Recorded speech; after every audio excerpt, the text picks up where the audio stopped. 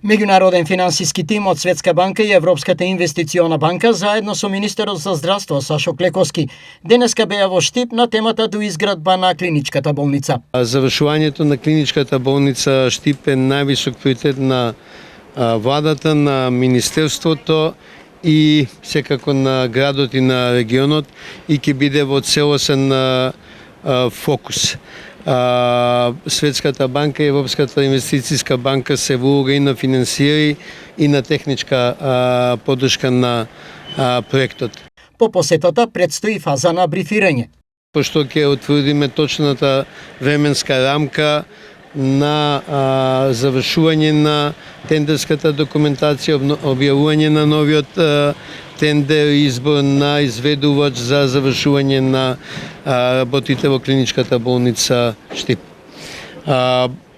По 3-годишен застој, односно прекин на договорот, ставаме максимален приоритет и екипираност да се подигнеме на нивото на задачата да ја завршиме работата. Очекуваме целосна поддршка и од болницата и од општината, бидејќи сите заедно сме заинтересирани да ја исполниме задачата. Кога би можеле најрано да започнат работите? Ние очекуваме за 2 месеци да бидат готови ревизиите на постоечката ситуација, што ќе биде основа за објавување на меѓународен повик за завршување, да дадеме 3 месеци за избор на добавувач и на склучување на договор.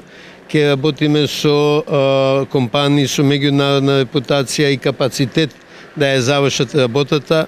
Морам да кажам дека сега имаме одредено искуство со реконструкциите на оперативните блокови во 8 септември во клиничкиот центар, кој се најсензитивниот дел и најскапиот дел во овој зафат, така да мислам дека можеме да донесеме мудри одлуки за да нема проблеми како што имаше во претходниот период со изведувањето на работите.